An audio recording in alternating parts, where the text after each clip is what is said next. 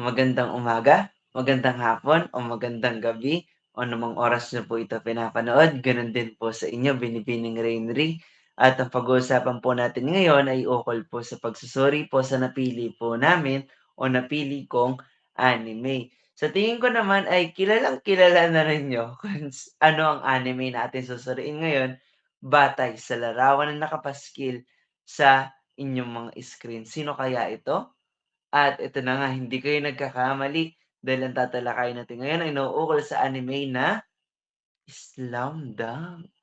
Ayan, sa Slam Dunk, sa tingin ko, pamilyar na ang karamihan dito sa Slam Dunk at na alam na ang palabas na Slam Dunk dahil nung mga bata pa tayo, 'di ba? Pinapanood natin yung mga ito dahil meron itong adaptasyon dito sa Pilipinas. Meron siyang Filipino version. Alam nyo ba na ang Slam Dunk ay nagmula sa Japan? Sa Japan doon nagsimula ang slam dunk noon 1990 kung saan alam nyo ba, isang dagdag kaalaman o fun fact, ng slam dunk ay hindi nagsimula sa palabas, bagkus nagsimula ito sa manga, ayan, nagsimula siya sa manga. Ano nga ba ang slam dunk? 'Pag sinabing slam dunk, ito yung mas kilala natin na dunk shot, yung dunk. Kung saan yung kamay natin o kung saan yung bola na dala-dala natin, ay ipapasok natin sa loob o itutulak natin sa loob ng net. At paano natin magagawa yun? Kailangan natin ng mataas na pagtalon. Yan ang slam dunk. Ngayon matapos natin malaman kung ano ang slam dunk, alamin naman muna natin kung sino ang mga tauhan sa kwento na o sa palabas na slam dunk. Ito paalala lang din, ang kinuha po namin o ang kinuha kong bahagi ng Slam Dunk ay ang episode 1 dahil ang nais ko po muna ay mailahad po sa inyo yung mga paunang ideya po natin, mga pangunahing tauhan sa ating papanoorin o sa, anime na Slam Dunk. Unahin na natin, ayan. Isa sa pinakasikat o pinakakilala sa Slam Dunk ay si Hanamichi Sakuragi. Sa tingin ko nga, siya ang pinakabida, siya ang protagonista sa Slam Dunk. Siya yung pinakapaksa o focus sa usapan. At ito pa, si Sakuragi, alam niyo ba, sa pisikal na katangian, may nagsabi sa kanya na isang babae, ayan, nagpatibok sa kanyang puso. May nagsabi sa kanya na siya raw ay may malaking dibdib, siya raw ay may mga malalaking braso at matangkad. 'Di ba? Kung susuriin mo, kung iisipin mo kahit wala kang tinitignan larawan, siya ay isang matipuno, malaking katawan at matangkad, 'di ba? Yan si Hanamichi Sakuragi. Suriin naman natin mga ugali niya. Alam niyo ba na si Hanamichi Sakuragi ay isang mayabang? Masyado siyang mapagmalaki, masyado siyang mataas. Yan si Hanamichi Sakuragi. Bukod pa ro'n, siya ay isang kalog. Siya isang, sa tingin ko nga para sa'kin 'no, siya ay isang mapagpatawa at siya yung nagiging, ilaw, siya yung nagbibigay buhay sa, palabas na Slam Dunk. Kasi ano nga ba yung isang palabas kung malungkot o puro kalungkutan, 'di ba? Siya yung nagbibigay buhay sa palabas o sa anime na Slam Dunk. Yan ang katangian ni Hanamichi Sakuragi. Ngunit bago ko iwan si Hanamichi Sakuragi, meron akong isang bagay na gustong sabihin sa inyo. Alam niyo ba na si Hanamichi Sakuragi ay mayroong attachment issue? Ayan, sa tingin ko po kasi si Hanamichi Sakuragi, mabilis po siyang ma-attach sa isang babae, lalo na sa pisikal nitong katangian. Mamaya makikilala natin kung sino nga ba yung babaeng nagpatibok sa puso ni Hanamichi Sakuragi. Ang ikalawang tauhan o mga tauhan ay sina Yohei Mito, si Chuichiro Noma, si Yuji o Yuhi Okuso, si Nozomi Takamiya. Ayan, yun yung apat na kaibigan ni Hanamichi Sakuragi. Hindi man direktang pinangalanan yung mga karakter na ito, yung mga kaibigan ni Sakuragi, ngunit lumitaw pa rin sila sa unang bahagi o sa unang episode. Kaya minabuti kong lagyan na rin o ipakilala sa inyo yung kanilang mga pangalan na sa gayon ay maiwas tayo sa mga kalituhan. Ano nga ba yung mga katangian ng kanyang mga kaibigan? Ano nga ba yung katangian ni ng mga kaibigan niya? Una, siguro mga sulsol, yun yung mga ano, mapagsulsol. Ikalawa, ang masabi kong katangian nila ay, suportado sila kay Hanamichi. Mabuti silang hindi ko masabing mabuting kaibigan kasi minsan may pagkakataon na naaasag nila si Hanamichi Sakuragi na gumawa ng mga mali. At bukod pa ro'n, um nahihimok nila si Sakuragi. Ikatlo naman, mapapansin naman sa kanila yung mayroon naman kabutihan loob sa kanila kung saan mapapakita na may concern sila o kaya naman may pagpapahalaga sila kay Sakuragi. 'Di ba gano'n naman talaga yung mga kaibigan, ayaw natin mapahamak yung mga kaibigan natin kaya binibigyan natin sila ng pagpapahalaga. Ayan, binibigyan natin sila ng mahalagang parte sa buhay natin. 'Yun yung mga kaibigan ni Sakuragi. At ito pa, ang babaeng nagpatibok sa puso ni Hanamichi Sakuragi, si Haruko Akagi. Ay tatandaan natin, si Haruko Akagi. Tignan niyo naman sa mukha pa lang niya, isa siyang napakarikip, napakagandang babae. At mapapansin niyo, may hawak siyang bola, ibig sabihin nagbobola rin si Haruko Akagi. Yun yung makikita niyo sa unang bahagi ng, first episode o unang episode ng, Slam Dunk kung saan tinuruan niya pa nga si Hanamichi Sakuragi, eh.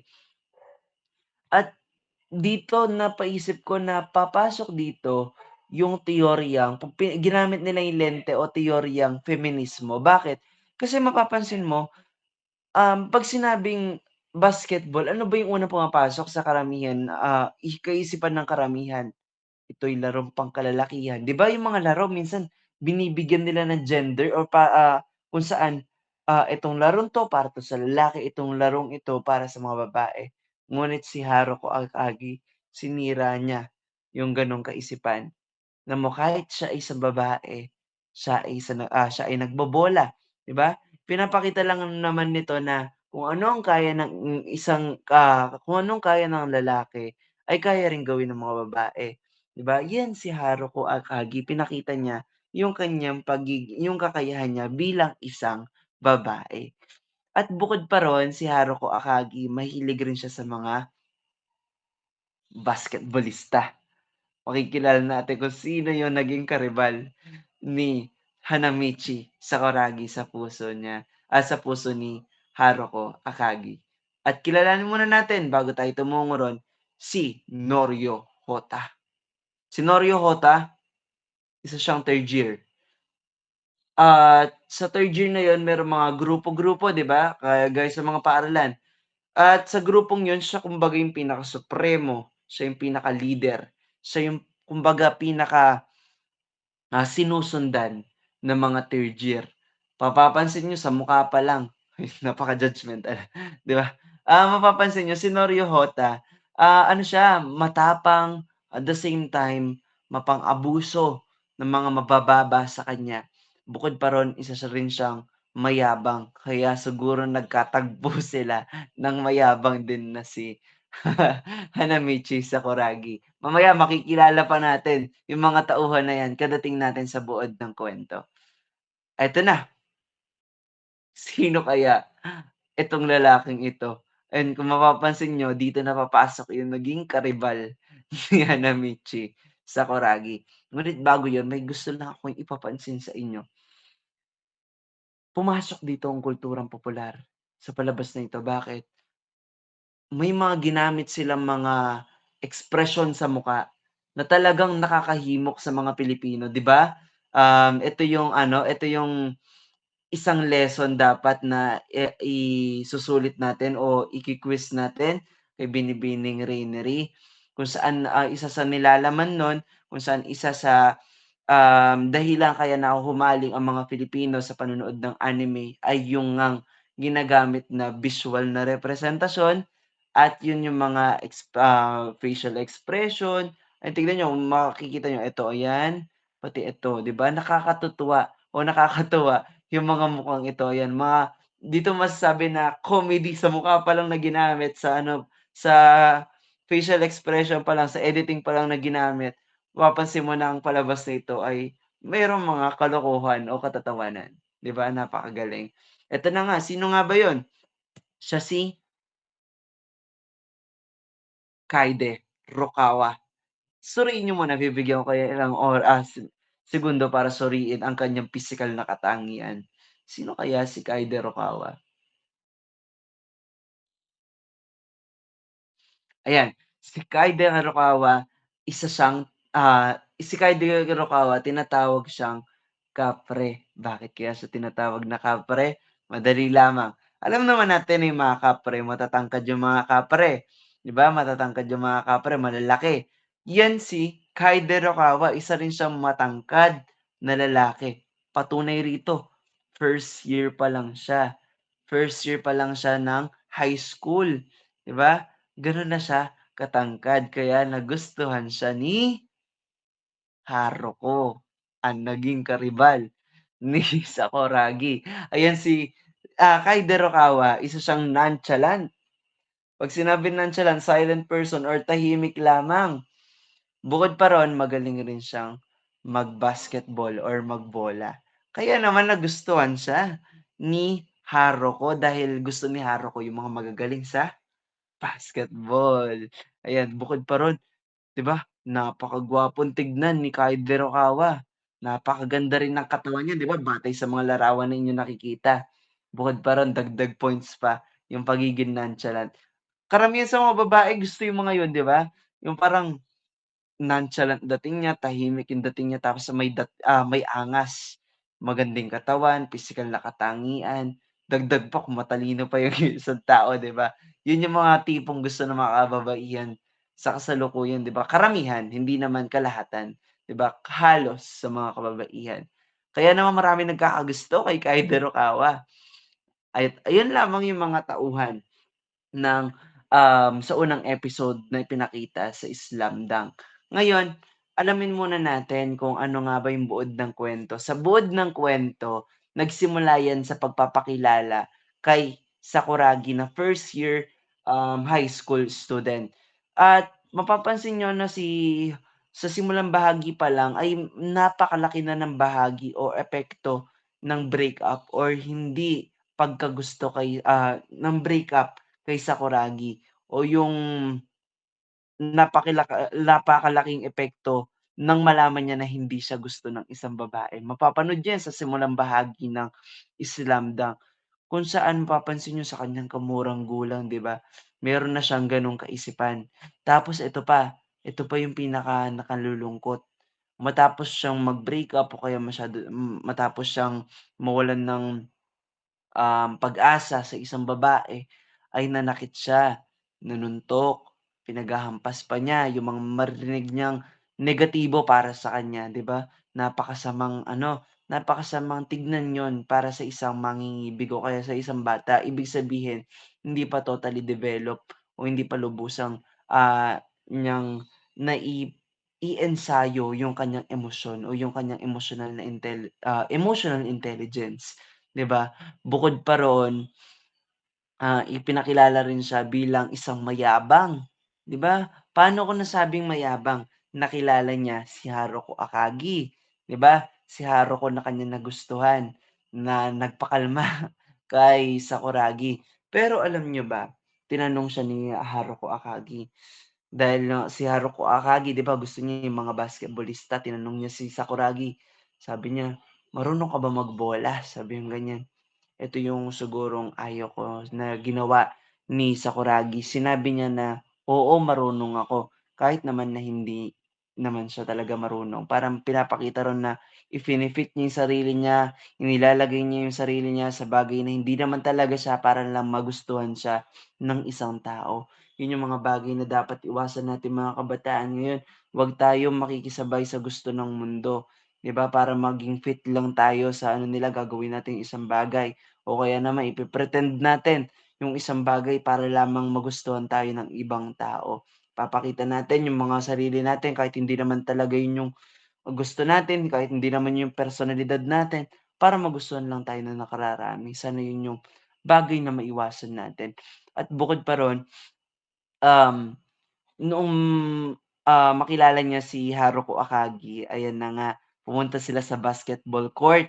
Siyempre siguro para malaman ni Haruko kung talagang marunong talaga magbola si Sakuragi. Eto yung nangyari, hindi marunong magbola si Sakuragi. Ang ginawa ni Sakuragi, tinanong siya ni Haruko, "Marunong ka ba ng slam dunk?" Sabihang ganyan. Eh, sinabi ni Sakuragi, yung slam dunk para siyang yung alam niyo yung word na slam kung saan, ginagamit yun para may larong gano'n, eh, yung slam. Kung isasakyan yun sa mga militar, 'di ba akala niya yun yung slam dunk, pero tinuruan siya ni Haruko. Kanina sinabi ko na kung ano yung slam dunk, yun yung tinuro sa kanya, ni Haruko kay Sakuragi. Tapos nakita niya yung kakayahan, imbes na tignan ni Haruko yung negatibong 'di ba napakabait ni Haruko, imbes na tignan niya yung negatibong nangyari kay, Sakuragi, eh, tinignan niya yung mga positibong puwede pang mangyari sa kanya sa papaanong paraan. Eto nga, magbobola na si Sakuragi, gagawin niya ng slam dunk kasi tinuro na sa kanya. Ginawa niya, hindi siya nag-dribble, tumakbo siya ng hawak-hawak yung bola, nakaganyan siya, oh. 'Yun, pero hindi 'yun tinignan ni Haruko Akagi. Ano 'yung tinignan niya? 'Yung taas na talon ni Sakuragi. Tinignan niya 'yung possible na puwede pang mangyari, posibilidad na puwede pang ma-improve o mahasa ni Sakuragi. 'Di ba napakabuti ni Haruko. Ito nga, laging bukang bibig ni Haruko si Haruko si Rukawa. Kaya naman tinanong siya ni Sakuragi, "Para sa'yo ano ba yung tingin mo talaga ano ba yung tingin mo talaga kay ano ba tingin mo talaga kay Rukawa?" Sabi ni Sakuragi. Ta's eto na nga, pangalawang breakup ni Sakuragi, sinabi niya, "Crush ko," sabi niyang ganyan. Crush niya daw si, Rukawa. So yun, nawalan na naman ng pag-asa si Sakuragi.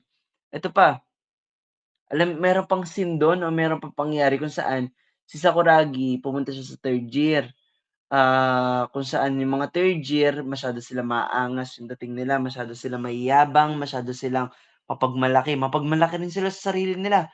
Binababa, dina-downgrade nila yung kakayahan ng mga first year, 'di ba? Mababa yung tingin nila sa mga mabababa sa kanila, yung sa tingin nila mabababa sa kanila yun nga, mga first year. Eto, niyabangan nila si Hanamichi Sakuragi. Hinamon nila ng suntukan hanggang eto namang si mainit na ulo na si Sakuragi, ayan nakipagbugbugan, sinakal niya yung dalawa hanggang sa ayun na nga dumating itong lalaking 'to si Norio Hota. Sinabi niya sa mga 3rd year na, "Nagpapatalo ba kayo doon sa, first year na yun? Dun pa lang sa bagay na yun makikita mo na parang may hierarchy, merong mataas na pagtingin talaga sila sa sarili nila, 'di ba? Dapat 3rd year sila kailangan sila mas malakas, 3rd year sila kailangan sila yung mas mataas yung impluwensiya." Yun yung napapansin ko, yun yung nasurit ko para sa kanila at yun yung nilalaman ng buod ng kuwento ng, unang episode ng Slam Dunk kung saan pinapakita lang dun yung mga katangian, yung mga pagpapakilala sa mga maaaring maging pangunahing tauhan o mga pangunahing tauhan na magkakaroon ng malaking epekto sa paglalayag natin sa gitna hanggang huling bahagi ng, um, mga episodes pa o kaya naman ay mga bahagi pa ng kuwento ng Slam Dunk. Ngayon alamin naman natin kung ano yung mga kulturang popular na ginamit. Isa sa pinakakulturang popular na aking napansin, 'di ba 'pag sinabing kultural o kultura, ito yung kumbaga yung mga kinagawian, araw-araw nating mga ginagawa, yung mga kinasanayan. Eto, isa sa mga napansin ko sa kasalukuyan na hanggang sa slam dunk ay ginagawa, ay yung pagiging mapusok ng mga kabataan. kung saan yung mga kabataan kung mapapansin niyo, batang gulang pa lamang ay laman na ng isip nila ay pag-ibig. Sorry po o patawad po kung, um, may sabihin naman po ako pero naiinis po talaga ako sa mga kabataan na bata pa lamang sila ang isip na nila ay pag-ibig. Siguro ang iniisip po nila na cool yung dating ng, may pag-ibig, cool yung dating o kaya naman sa tingin nila na pag-iiwanan po sila, kapag po hindi pa po sa gano'ng gulang ay wala pa po silang karanasan sa pag-ibig. Hindi po totoo yun. Bilang mga kabataan kailangan ang prayoridad pa lang natin ay yung mga pag-aaral po natin. Hindi man sabihin natin na 'pag pinanakan ni Kupido wala namang magagawa kundi ano 'di ba, sundin ito, 'di ba awitin yun? Pero lagi nating tatandaan meron tayong emosyonal na intelligence o kaalaman. Kaya kailangan alam natin paano natin kontrolin damdamin natin. Ipagpauna natin kung ano mga bagay na mahalaga kasi ang pag-ibig makapaghihintay naman 'yan, pero yung mga oportunidad na binibigay sa'tin kagaya ng pag-aaral, maaaring ito'y maglaho o maaari itong mawala. Kaya unahin muna natin mga bagay na mahalaga para sa atin at yung pag-ibig makakapaghintay 'yan. Hindi porket may pag-ibig ka, meron kang minamahal, cool kayong tignan. 'Di ba yung iba nga naiinis kagaya ko, mga bata pa lang, elementary pa lang 'di ba? Jowa na yung isip nila, 'di ba? Yun yung mga bagay na napapansin ko kultura, hindi lang sa kasalukuyan kundi maging sa palabas na islamdang. Ano pa yung kultural na kulturang popular na napansin ko, eto, yung crab mentality. Kung mapapansin niyo kasi, ayaw nila na may mga nakakaangat sa kanila, kagaya ng mga third year na gusto nila sila lang yung nasa taas, 'di ba? Ito pa, hindi ko man nakuwento po sa inyo, kanina nakaligtaan mang ikuwento si, Sakuragi, masyado siyang binababa, ayaw niya yung ano, ugali ni ayaw niya yung ugali na mayroon si Rukawa habang nagkukuwento sila ni Haruko. At yung mga pagtatagumpay, yung mga achievements ni Rukawa ayaw niyang naririnig yun at kinamumuhian yung mga bagay na yun. Eto pa, noong yung mga third year nakita nila nakahiga sa daan si ano, si Rukawa, pinagsisipan nila kasi daw first year lang daw sila, 'di ba? Isipin ninyo paano pumasok yung crab mentality dun. Ang crab mentality pumapasok kapag yung isang tao ayaw nating umangat sa buhay, kapag ang isang tao ayaw natin nakikita yung mga karangalan na natatanggap nila, ayaw natin nakikita yung mga kapurihan, na tatamo nila. Gusto natin tayo lang yung lagi nasa taas, gusto natin tayo lang lagi nasa tuktok, gusto natin tayo lang laging kapuri-puri, gusto natin tayo lang lagi nasa taas, 'di ba?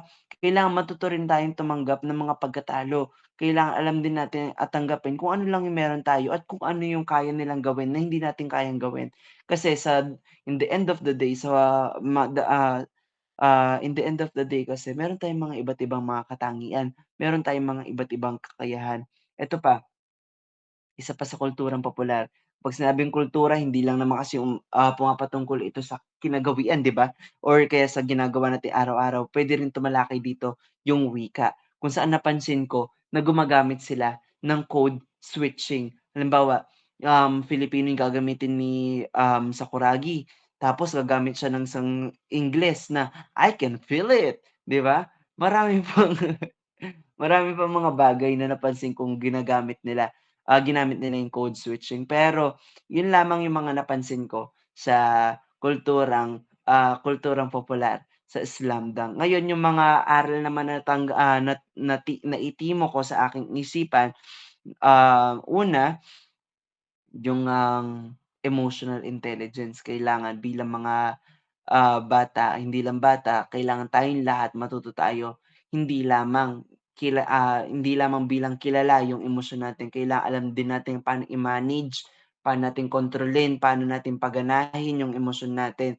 Kailangan hindi tayo short-tempered, kailangan matuto tayong magkaroon ng limitasyon sa mga nararamdaman natin. Kung yung bagay na yun ay hindi naman lubos na nakakasakit sa'tin, kailangan kausapin natin ng mahinahon o kaya naman kung nasabihan tayo ng masama, sabihin natin mahinahon. Hindi yung magagalit tayo agad ta's sasaktan natin isang tao. Kailangan meron tayong emotional intelligence. Yun yung isa sa napansin ko. Ikalawa sa napansin ko kailangan bilang mga kabataan gaya ng sinasabi ko kanina, Huwag tayong maging mapusok sa pag-ibig. Unahin muna natin mga bagay na mahalaga sa atin. Alam niyo ba, sa atin lamang ito, ang isa sa inspirasyon lang din kasi kaya pinili ko 'tong slamdang na ito ay yung kapatid ko.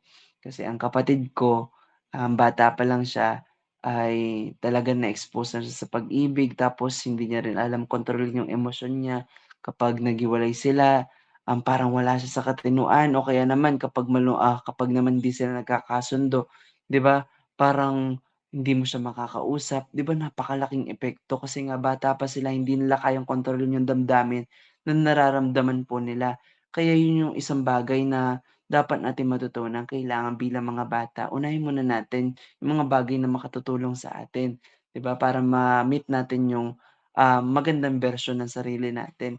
At dahil yung pag-ibig kasi nandiyan lang 'yan, maraming pag-ibig sa mundo, 'di ba? Marami tayong puwedeng makilala pero ang edukasyon minsan lang ito, 'di ba? Minsan nga kapag tumanda tayo nahihiya na tapos hindi tayo nakapag-aral, mahihiya tayong bumalik, 'di ba? Kaya mahalaga na habang bata pa lamang tayo, para matanggal sa atin yung mga bagay na yun, pagsikapan natin yung mga pag-aaral natin. Wag muna tayong sa pag-ibig. Puwede naman natin ipagsabay ito, pero sana i-manage natin. Alamin natin kung paano natin i-manage yung mga sitwasyon na yun. Pag-aaral at pag-ibig, kailangan din natin napapabayaan yung mga pag-aaral po natin. Ito napansin ko sa Slam Dunk, isa siyang estudyante, pinakilala lahat ng estudyante dun pero wala akong nakita na nauukol sa pag-aaral. Nakasuot silang uniporme pero ang laman ng usapan ay pag-ibig, partida o kaya naman ay, um, ah, kung iisipin mga first year pa lamang sila pero gano'n na yung mentalidad nila. Yun yung mga aral na akin nalaman ngayon. At ikatlo, 'wag nating ilalagay yung sarili natin sa bagay na hindi naman talaga natin kaya para matanggap lang tayo ng ibang tao.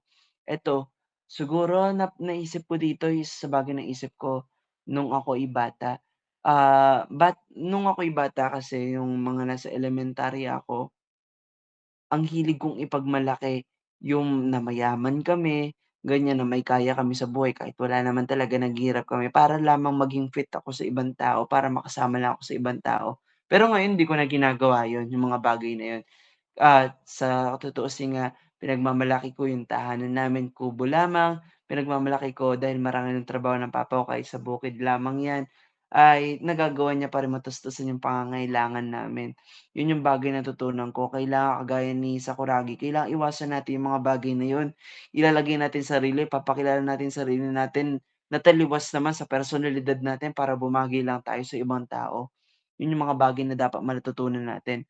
At eto, nais ko rin mag-iwan ng isang paalala sa lahat. Love is the sweetest fruit at the end of the beautiful journey called waiting. Sa pagsasalin sa Filipino o sa pagpapaliwanag sa wikang Filipino, ang pag-ibig kasi mas matamis 'yan kung ito ay hihintayin natin. Mas matamis makakamtan ang pag-ibig kung ito hintayin natin. Dahil ang pag-ibig gaya ng paulit-ulit kong sabihin, ang pag-ibig hindi yan minamadali. Nasa tamang panahon, nasa tamang oras, at nasa tamang action, right time, and, reason. So yan yung mga dapat natin malaman sa pag-ibig. Ang pag-ibig ay hindi karera. Hindi porket may mga nakikita mo yung mga tao, mga kabataan na meron ng mga jowa o kaya mga sinisinta ay kailangan ganoon rin tayo. Kailangan sa mundong puno ng ganoong ugali, kailangan maging independent tayo. Na ipakita natin yung sarili natin as mabuting tao na ang pinaprayoridad natin ay yung mga mahalagang bagay kaysa pag-ibig. Yun lamang, sana'y marami kayong natutunan dito sa unang episode pa lang 'yan ng Sakuragi at sana'y nahimo ko kayo na mapanood pa ang nilalaman ng anime pala na Slam Dunk, hindi Sakuragi, anime na may pamagat na Slam Dunk. At bilang huli, yun lamang at maraming salamat sa inyong pagtugon. Magandang umaga, gabi o hapon sa inyong lahat. 君が好きだと叫びたい